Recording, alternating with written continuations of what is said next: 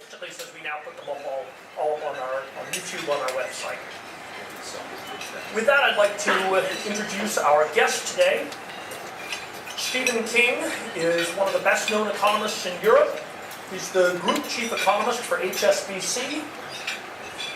He also is a member of the UK government's Asia Task Force, so he's a particularly good person to be speaking today on his subject of when the money runs out, the end of Western affluence.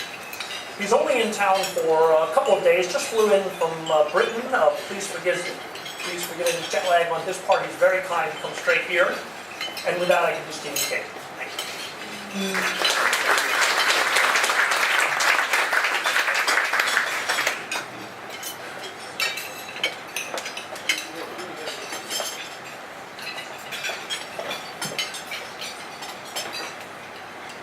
Well, first of all, thank you very much for those kind words, and good afternoon, ladies and gentlemen.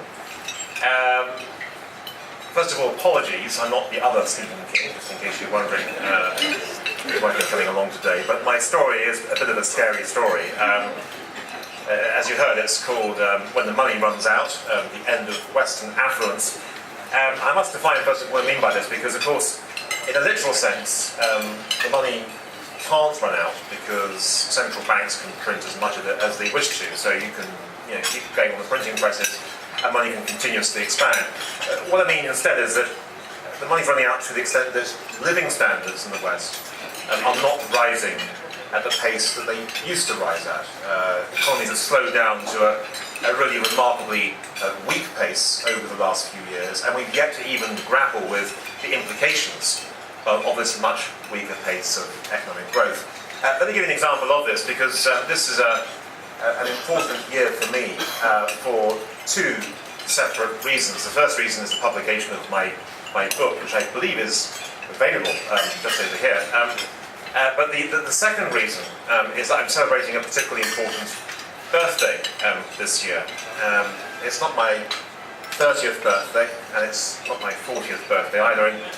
Just in case you're wondering, it's not my 60th birthday either. It's somewhere in between. I thought I could look back over the last 50 years and just think about how the Western world has changed. And I wanted to focus here specifically on my country, the UK, although I do stress that the numbers I'm going to give you now are very similar for other Western countries. They're all roughly the same kind of ballpark area.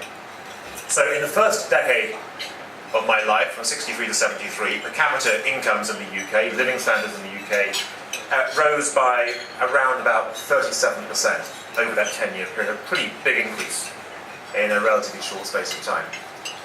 Over the following 10 years, from 73 to 83, there was an increase of only 13%, about 1/3 of the previous decade's increase. But that was understandable, perhaps, because of the oil price shocks of 73 and 79, and of course the global recession that followed in the early 1980s. From 83 to 93, there was an increase of around about 25-26%, and from 93 to 2003, there was an increase of about 30% or so. So, all told, over the first 4 decades of my life, there was an increase in living standards of almost 3 times, which is a pretty remarkable story. Now, over the last decade, the one that's ending this year, the increase wasn't 30% or 20% or 13%. The increase over the last 10 years was only 4%. It was remarkably weak. People say to me sometimes, what are the chances of the Western world suffering from a Japan-style lost decade? And the answer is, we've already had one. The question now is, what are the chances of the West suffering from a second Japan-style lost decade? Yet, although we've had this lost decade, we haven't really yet quite come to terms with why we've had it and what the implications might be. So first of all, why has growth slowed down? Well, the most obvious culprit is the financial crisis, but that's not the only reason. The US in particular was slowing down long before the financial crisis. What I'd like to argue is that growth in the late 20th century was growth during an unusual golden age. It just happened to be a golden age, which was through most of our lives so far. If you look at the growth rates in the first half of the 20th century, or indeed during the 19th century, the growth rates were significantly lower than we experienced in the last 50 years of the 20th century. Technology obviously mattered, but technology has always mattered. It mattered in the 19th century, it matters in the first half of the 20th century. I'd like to argue that beyond technology, there were other factors which contributed to unusually rapid growth. But these are factors which are one-offs. And they include the extraordinary opening up of trade, particularly within the developed world in the 1950s and 1960s, and then on the east-west basis in the 80s and 1990s. There is a further widening of trade to take place, I think, in the future. But that next revolution for trade will come mostly from a south-south basis, from Asia through to the Middle East, through to sub-Saharan Africa, to Latin America. Not so much an important story for the West. Second big theme, women in the workforce, a huge transformation over the last 60 or 70 years. Third big theme, big improvements in education. And the fourth big theme, kind of dirty phrase these days, perhaps in the Western world, the growth of consumer credit. But each of these led to a one-off lift in living standards from a very low level to a much higher level. But each of them is, by its nature, a kind of finite process. You can achieve it once, twice, three times. But then beyond that, it all begins to fade. And it has certainly been fading over the last 10, 15 years. Yet despite this, we've continued to assume that the next year will always be the first year of recovery. We have an optimism bias in our forecasts, which has now been persistent for a good decade or so. We always think we're going to return to the golden age, even though the evidence increasingly suggests that we are unable to do so. Now, during this period of stagnation, I think you might call it, because we believed in quick recovery, we never made the right decisions about what to do faced with this much lower growth rate. And so we had, for example, extraordinary tax cuts from the US in the early years of the 21st century, yet to be repaid, if you like. We had extraordinary increases in public spending in many parts of Europe on the assumption that growth would be strong in the future. We never asked the question as to what would happen if growth ended up being weaker. How could we afford those tax cuts? How could we afford those big increases in public spending? And we still, as yet, have no answers. We're instead engaged in what I describe as wishful thinking, a process of belief that we have some magic way of delivering much faster growth in the future. And in fact, in the book I talk about Sigmund Freud, because he wrote a paper, obviously many years ago, which was called The Future of an Illusion. In this paper he wanted to explain why people believed in God and an afterlife and heaven, when he, as it was an atheist, couldn't quite understand why it was their belief was so strong. Basically argued this, that if there were two alternative worlds, one with the God and the afterlife and the heaven, and the other with nothing, a kind of meaningless void out there, which would we prefer to believe in? His answer was, he obviously prefer to believe in the God and the heaven and the afterlife. And he argued that in this case, this was an illusion because it was a belief based on wish fulfillment rather than on evidence. And I'd like to argue that in the realm of policy making, we have a similar kind of illusion. We believe in the strong recovery because the alternative is rather unpleasant, but actually we have no evidence whatsoever of that strong recovery. Now, in the book, I looked at what happens when economies go ex growth, and of course the most obvious recent example is Japan over the last 20 years. And Japan, actually, to be fair to it, had a pretty good time of it over the last 20 years because, although it went ex growth, it was able to cope socially and politically rather well. And one reason for that, I'd argue, is that because income inequality back in 1990, when stagnation really set in, was still very, very low. So to that extent, to coin a phrase used by George Osborne in the UK, the Japanese were genuinely all in this together. Whereas when you look at other countries over many hundreds of years, you find that when they bump into this kind of growth constraint, it's not just a case of economic disappointment, but also of tremendous political and social turbulence as well. And I use a number of examples in the book. The most recent example, I suppose, would be Argentina. Through the 20th century, Argentina in 1900 was one of the richest countries in the world, had enjoyed the same kind of growth as many other industrializing countries in the late 19th century, seemed poised to overtake some of the laggards in Europe, like, for example, Germany. And yet 100 years later, Germans are twice as rich as people in Argentina. And in Argentina's case, once growth slowed, it created a kind of series of political, social, and financial upheavals, which led to low growth being locked in for a very long period of time. I also look at the Peasants' Revolt. I look at the French Revolution. I look at some of the monetary upheavals of the late 19th century, and also austerity Britain, not after the Second World War, but rather between 1925 and 1931. In each of these cases, you could arguably say that the economies went from what Adam Smith once described as a progressive state to either a dull or melancholy state. Smith tried to argue this. He argued that economic growth was morally and ethically desirable, not just because some people got richer, because even if a gap opened up between rich and poor, there was still a reasonable chance that those who were poor would still look forward to income gains over the medium term. That everyone could get richer even if the gap got bigger over time.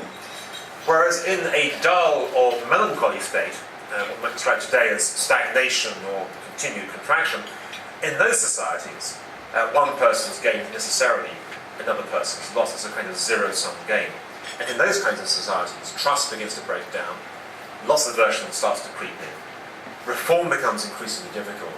The danger then is your stagnation becomes a semi-permanent process rather than simply a minor cyclical downswing of the kind that we've seen over the last 40 or 50 years. And I think that there is a significant danger that the Western world has descended precisely into this kind of dull and melancholy state and struggling to work out what to do about it. So the near-term answer, it's monetary magic, it's quantitative easing of one sort or another. And this is absolutely fine, apart from the fact that QE has morphed from what was originally a kind of powerful antibiotic designed to prevent the Western world from going into a deep second Great Depression.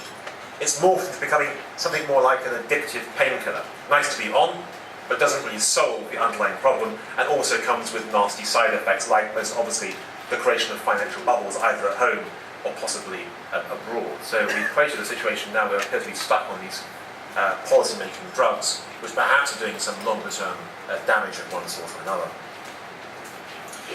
The reality, I think, is that growth will be lower, and the reality is that because growth is lower, there has to be a reduction in the promises we made to ourselves over the last few years. And these promises come in two categories. They are political promises, most obviously associated with promises made in terms of pensions or healthcare or education or social security, or low levels of taxation, of course. Or they're financial promises in the form of the claims incorporated in pieces of paper, like bonds or equities. And I think the danger is that in the years ahead we'll find that these promises are broken, but with a lack of political will in how to break those promises, they will create more uncertainty, lower levels of trust, locking in these dull and melancholy states for even longer. So what has to happen about this? Well, I think there are a number of reforms that could happen, but they're not easy. The first reform is to recognise that in the world today we have countries which run large current account deficits and borrow too much from the rest of the world. And also countries that lend too much to the rest of the world who run large current account surpluses. Both are equally responsible for the imbalances that have been created over the last few years. But only the debtors tend to have to adjust. If we're going to have reform in the future, the creditors also need to have to adjust. That most obviously means that they have to be singled out for actually causing some of the imbalances and difficulties in the world today. And I'm thinking here of countries like Germany, for example, in the Eurozone, which run persistent large current account surpluses. I don't think twice about what the implications are for the massive accumulation of foreign assets that's implied by running these current account surpluses year by year, and the distortions that are created for other countries as a consequence of this. A second reform in the Eurozone. If you want the Eurozone to survive, there probably will have to be the creation of some kind of political and fiscal union. But beyond that, I think you also have to have a recognition that the debtors are simply unable, incapable of repaying their creditors. There probably will have to be some kind of one-off debt restructuring, a bit like what we saw in the US with the Resolution Trust Corporation that dealt with the savings and loans crisis at the end of the 1980s. A third reform, the need for long-term budgetary stabilisation, particularly in the US and the UK, where it's far too easy just to print money and avoid the question altogether. I think here there's a case for thinking about the repeat of the Gramm-Rubin-Holdings Act of the 1980s, of actually focusing on the longer-term needs to raise retirement age, to reform health expenditure and so on the basis of focusing on that longer-term story. There's a reasonable chance that people will then can plan for the future more easily and help to regain some degree of trust. Next issue on trust itself. Trust in the financial system is still very low. I advocate in the book the need for some kind of Hippocratic oath, or the equivalent of a Hippocratic oath, for bankers.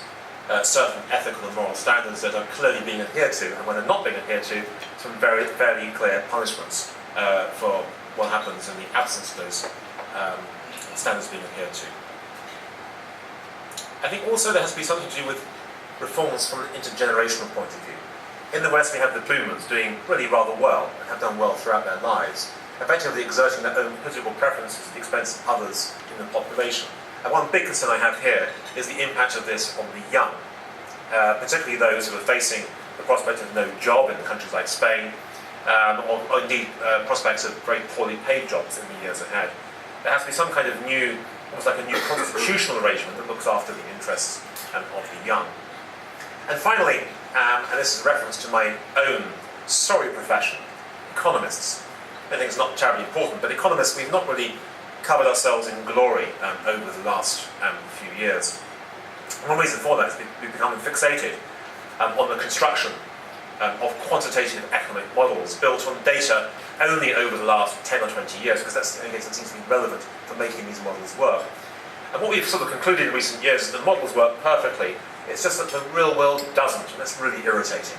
What we should be doing instead is saying, actually, the real world is the real world, and the models actually are rubbish.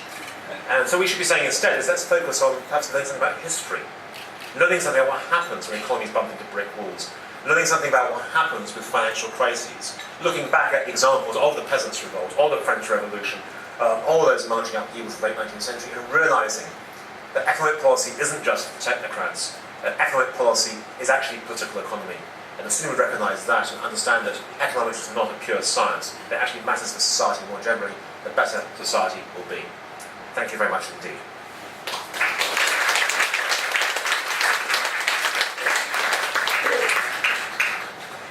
Thank you very much. With that, why don't we throw open the floor for questions. Please, if everybody would identify themselves and the organization. Tom Holland is here.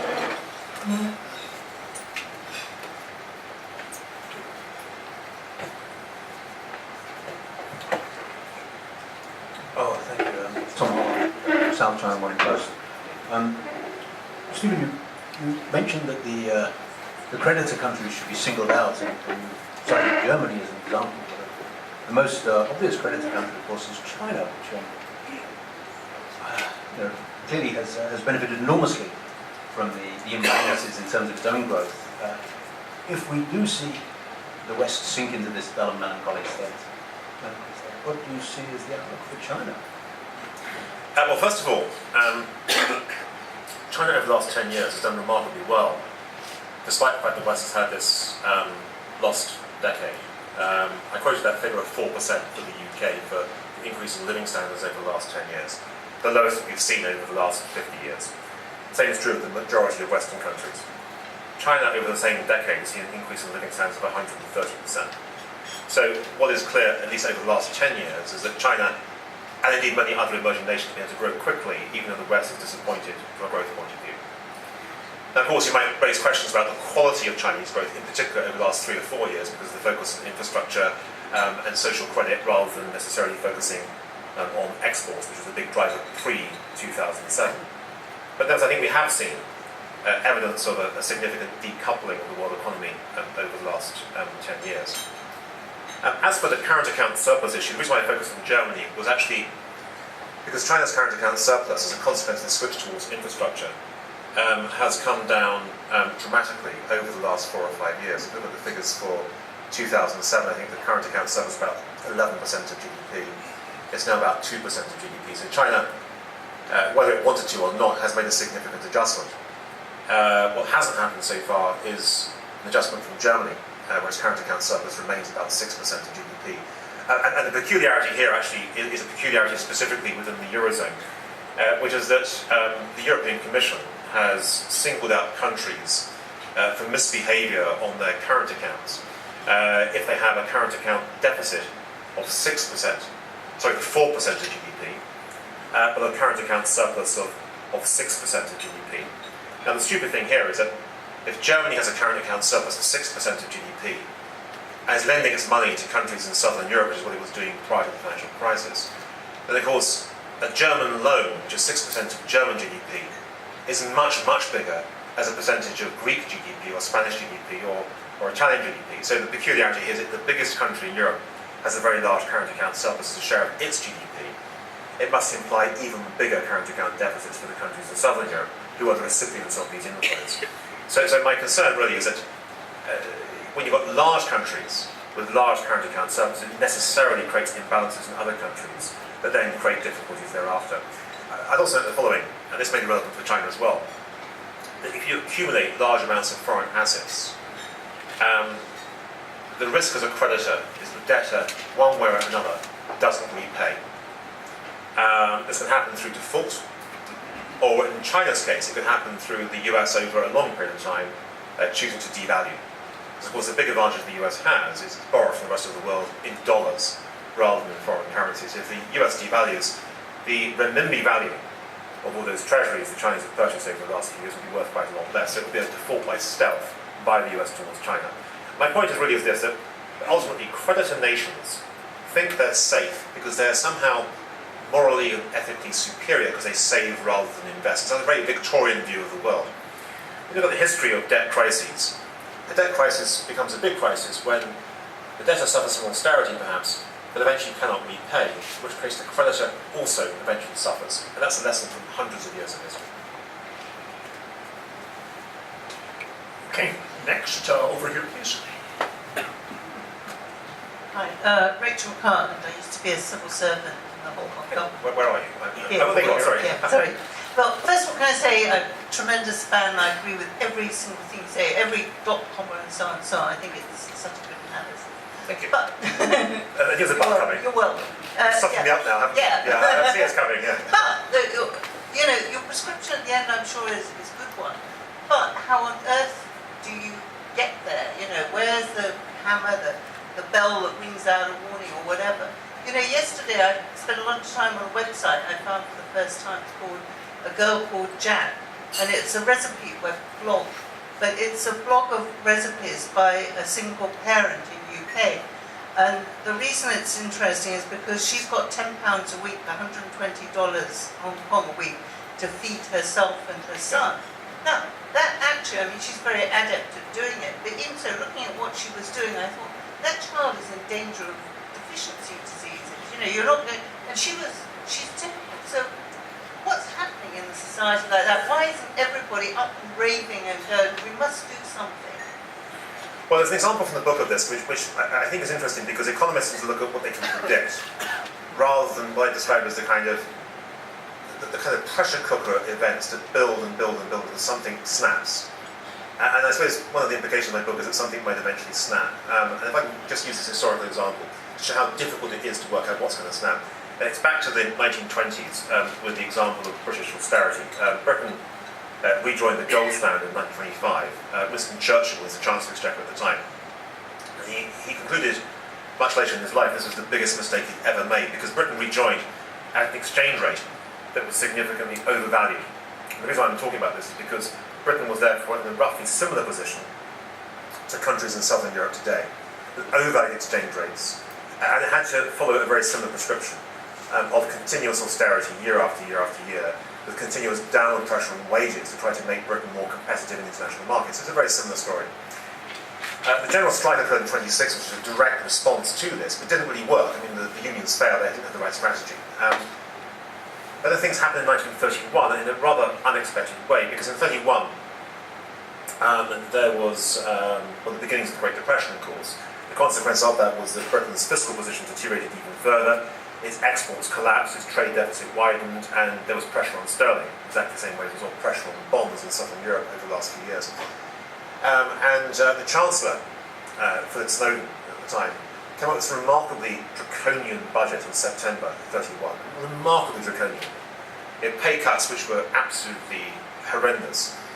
The next day, the Times of London wrote a leader. This is a warning to journalists everywhere, of course. It was a leader congratulating Snowden for the brilliance of his budget. In fact, it was so tough that it would surely prove once and for all that Britain would stay on the gold standard forevermore, that the foreign credit was safe investing in Britain, that Britain had credibility. So what I didn't really understand was, if that was true, and that was a strategy, and was warmly received by the press, why was it that 10 days later Britain came off the gold standard? I just didn't know what the answer was, and I discovered in my research as to what the answer actually was. It was what became known as the Invergordon Mutiny. And this was a bunch of sailors who in the Royal Navy, who came back to port in Invergordon in Scotland, a couple of days after the budget, picked up their newspapers, read the implications for their own pay cuts between 10 and 25%. And the combination of this bad news and a bit too much rum led them to mutiny. And of course, once you've lost control of your military, the game's up. And that's exactly what the foreign exchange dealers recognised, which existed back then. They recognised immediately that was the case. And it became impossible to defend sterling under those circumstances. Now, my point about this is if you said in 1928, I foresee the Invergordon mutiny, people said, don't be ridiculous, it's impossible to forecast, which it was. But if you said, this pressure cooker is going to build, this is deeply worrying, and something of that kind might happen, then of course it becomes a bit more credible. And the one person who did see this, of course, was John Maynard Keynes, who wrote in 1925 about the economic consequences of Mr. Churchill. And he was very clear about the way in which this was a sort of almost like an unfair process. And my concern, particularly within the Eurozone, and this goes back to the French Revolution comparison, the French Revolution was a problem in part because the costs of the agricultural disappointments before the French Revolution fell entirely on the third estate. The clergy, the nobility, and the monarchy said, not us, we're not going to suffer at all. And in the Eurozone, you've got a systemic crisis. But the Northern Europeans so far have said, look, this is really a debt crisis for the Southern Europeans. It's not really our problem, it's not really our fault. But actually, it's a systemic design fault of the Eurozone. And that, I think, is something which endangers the stability of the Eurozone in the years ahead, which is why I think we've yet to reach a solid conclusion for the Eurozone currently. But does that mean that you're getting to a position where you're sort of arguing something really awful has to happen before people do some more sensible things? Well, I think you look through history, reform tends to come about after things have got much worse than people can imagine them being. I'm not really a Thatcherite, but I do think that her election in '79 was an interesting moment of change. Not just in terms of policies changing, they actually changed beforehand, but because she had a democratic mandate to change the policies. For example, monetarism was adopted in Britain by the previous government. It was Jim Callaghan and Dennis Healey who adopted money supply targeting, not Thatcher. But they had no mandate for it. And of course, there was a winter of discontent that followed shortly afterwards. It was only a consequence of that terrible stuff that happened that then gave her the mandate to do stuff that wasn't acceptable previously. And I would say that in terms of our political discourse in the Western world currently, it reminds me a little bit of what happened in the early 1970s. Terrible shocks came through, the economy began to misbehave, lots of inflation, little growth, that was a big problem back then, and no answer. And it required a change in the political framework and thinking to actually provide some kind of answer. I think we're still quite a long way away from that. Over here, please. Stephen, good afternoon. Nick Green. I've been a headhunter for 18 years, and it strikes me that when people start to lose hope, when they feel that lives are no longer progressing, they're poorly, that's when they're more likely to move towards more radical agendas. When you look at what's happening across Southern Europe at the moment, you contrast that to what happened in Germany in the 1930s, how likely do you think it is that you could have the fueling ground for a similar repercussion on the basis that history repeats, as you said yourself earlier? Well, of course, there are a host of differences. Germany was subject to war guilt, which is not something that's happened in Southern Europe, as far as I know. There was, Germany, particularly during the hyperinflation, was in a totally chaotic meltdown of the kind that we haven't quite seen in Southern Europe. The European Union provides, I think, some protection in terms of democratic institutions and legal institutions that didn't exist in the 1920s and 1930s. There's lots of positive things currently that didn't exist back in the 20s and 30s. Having said that, there is certainly, I would say, a rather toxic political change taking place in parts of Southern Europe and indeed other parts of Europe, associated with the rise of what I loosely describe as increasingly far-right anti-immigration parties that seek to blame foreigners and foreign countries for their own domestic plight. Now, in one sense, I can see why it's happening, because in the Eurozone, this imbalance between the interests of creditors and debtors has yet to be resolved. And when you simply ask a country to deliver austerity year after year after year, the history does tell you it's probably going to be impossible to persist in that path forever. So then the choice for Northern Europe is, well, do you live with the threat of the rise of these toxic political movements in Southern Europe, or do you instead do something about it? Do you want to preserve European democracy.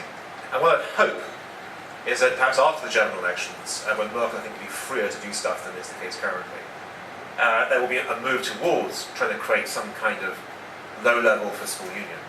There'll be a move towards creating Eurobonds and some sort of banking union. There'll be a sharing of the burden associated with the one-off debt restructuring, going back to that Resolution Trust Corporation arrangement. But in the absence of those things, if you subject a country to austerity year after year after year, the history of it doesn't look good. There are examples of really the rise of Dawn in Greece, which is a particularly toxic neo-Nazi party. It's become a lot more popular over the last few years. The pressures in Spain for what I describe as a kind of growing series of nationalist movements within the Spanish regions, another particular issue. Not connected with the Eurozone, but never still connected with Europe, and therefore the EU, the rise of the far right in Hungary, another big story, and of course the fact that Hollande is doing so badly in the French polls, he's doing badly partly because of the rise of the National Front. So it does bother me that faced with this sort of dull and melancholy state, the political ramifications may be a lot less comfortable than we typically tend to believe, and that's worrisome. Of course, it comes back to broken promises, which is the theme of my book. You come around to breaking promises. You've got to do it in what's perceived to be a fair way.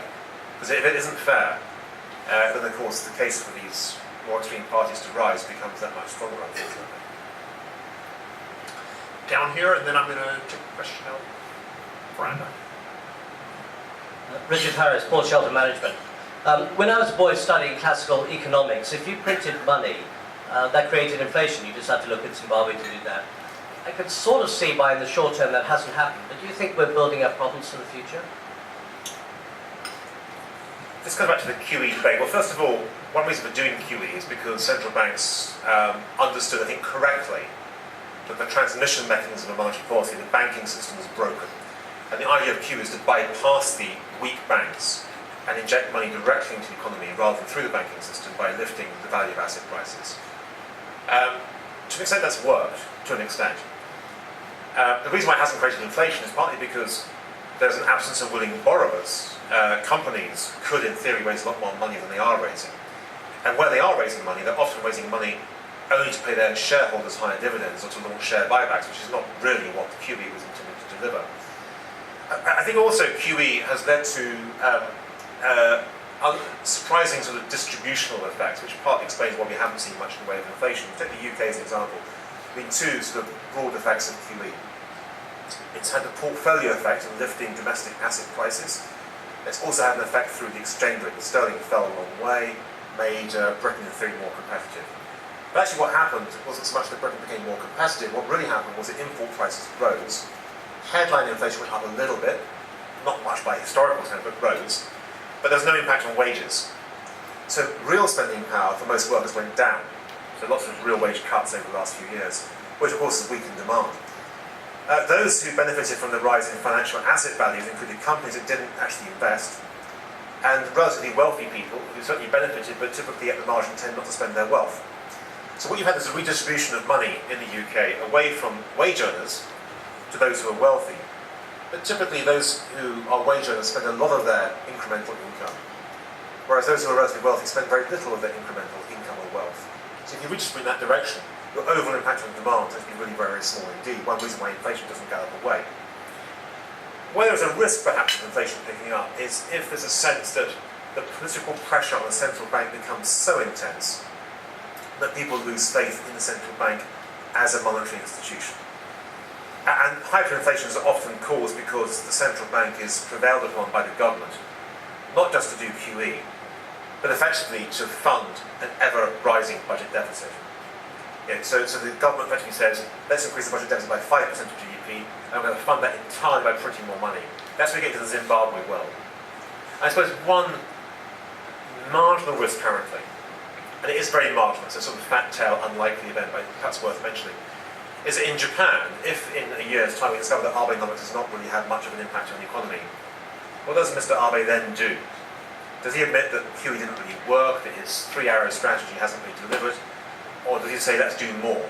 Let's do unconventional policy, and you get closer and closer then to the kind of helicopter drop, the printing of money, the more sort of loss of faith in the central bank as an institution story, which then becomes more disturbing. But I say it's a relatively low risk at this stage, but that's, I think, why we haven't as yet seen a significant rise in inflation, other than, of course, inflation of financial assets.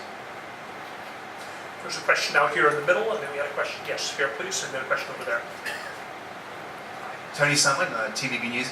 I just want to go back to the point you were talking about with the Eurozone and how you suggested that a low-level fiscal and political union might be a way to manage the systemic crisis there. Could you see a possibility, though, on the other hand, where countries just walk away, just say this is just unmanageable, they can't keep up, and they just walk away from actual, the Europe, like Greece, Spain, Portugal, for example? Well, the answer there is yes. I mean, look at the history of monetary unions, and the only ones that ever survive are those that have some kind of fiscal and political underpinnings as well. And the Eurozone was a half-finished project; it didn't have those underpinnings, which is why it was really rather difficult. I've got two chapters at the end of the book. The first one is unhappily called Dystopia, and the second is called Avoiding Dystopia. But in the Dystopia chapter, I talk a lot about this issue of the risk of the Eurozone falling apart. Not because I'm an advocate of the Euro, but rather because it's been created, and sort of unpinning it now is going to be incredibly difficult, with all sorts of financial risk and legal risk and uncertainty about who owes what to whom and what certain assets are valued at. So yes, it's a risk, and I think one of the problems we have at the moment is that people focus on the European Central Bank and its so-called OMT program, in fact, it's saved the euro over the last 12 months. It absolutely has done. But I like to think about this a bit like, imagine a house in London. It has to be London because London's built on clay. But a house that's suffering from subsidence, got cracks all over the walls. You can solve this in one of two ways. You can do it the quick and dirty way, which will not last very long, which is to come in and bring in a painter and decorator to cover up the cracks. Or you can effectively underpin it, which is a very expensive process, very messy, and it's not something you can do very quickly. I'd argue that the ECB is the equivalent of the painter and decorator. It's done a very good job at covering up the cracks, but it hasn't really dealt with the underlying problem, which is who takes the losses associated with the fact that the economy as a whole has done so much worse than anyone had expected 5 or 6 years ago, and this imbalance between creditors and debtors is still very, very extreme. So yes, the risk is definitely there. Over here in the corner, please.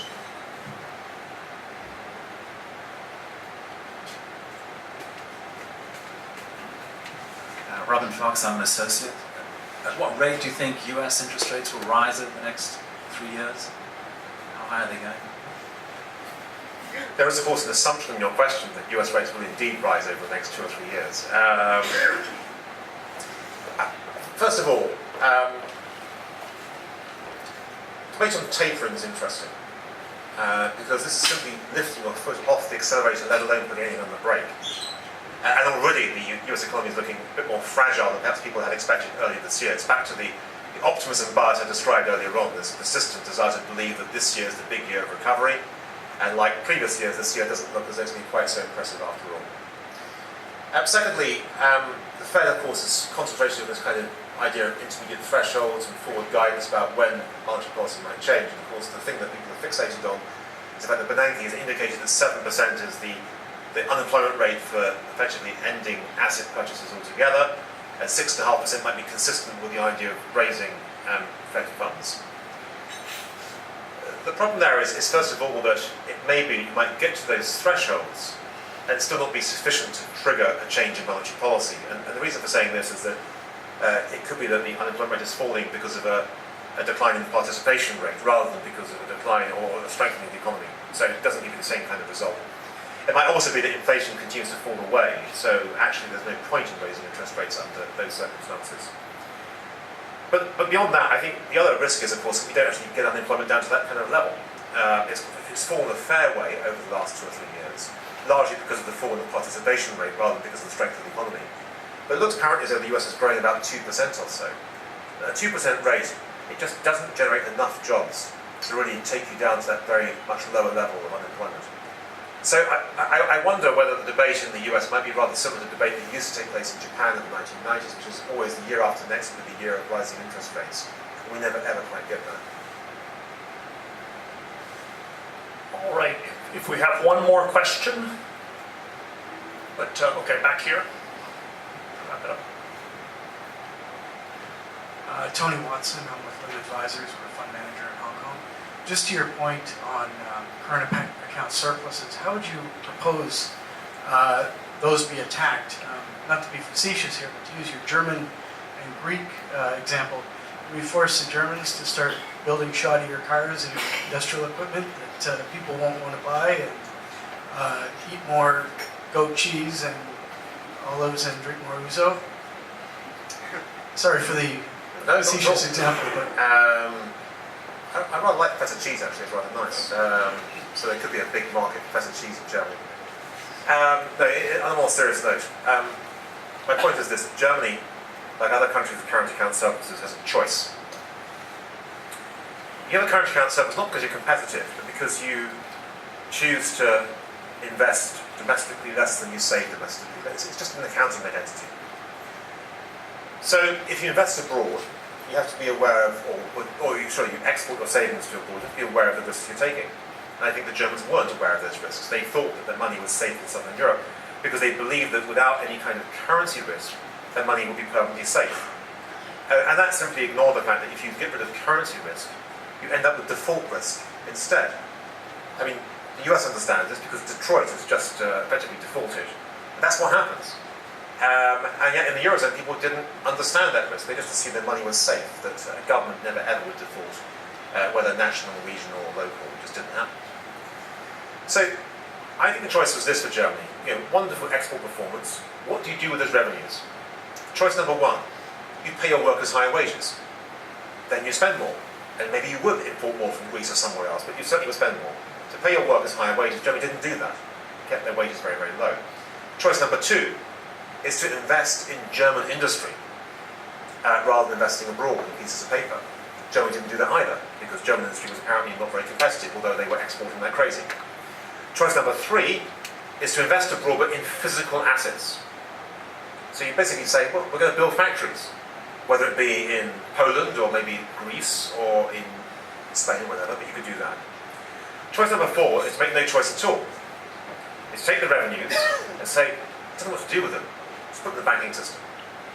And ask the banks to give you a decent rate of return, which of course they'll find for you by taking more risk, which is exactly what happened in Southern Europe. So I think that the problem in one sense was that because Germans couldn't work out what to do with their excess savings, they did nothing. And the consequence was to create these distortions elsewhere in the world. Now, how do you stop that from happening in the future? Well, first of all, I think hopefully there'll be lessons learned over the course of the last few years. Secondly, go all the way back to 1944. There was something called the Keynes Plan, which was put together obviously by Keynes before Bretton Woods agreements came through. And he was concerned that in the future global economy, there'll be both big current account deficits and big current account surpluses. And it was important that both sides would adjust simultaneously. It's never ever happened. It's always been a bias for the deficit countries to adjust, other than the US, which is so big and has a reserve currency that we have to adjust. So how would you get them to adjust? Well, one possibility is to get the ratings agencies to actually pass warning about countries with excessive surpluses as well as excessive deficits. Another possibility is to get the IMF to do it in some way or another, but to make it clear that running a large surplus in itself is dangerous, not just for the countries receiving the savings, but also dangerous for the surplus country itself over the medium term. And again, more lessons from history I think would underline that particular story. Well, the gloomy profession is living up to its name, but thank you very much for speaking. We do appreciate it. We'd like to give our guests something to remember. Oh, my. That is,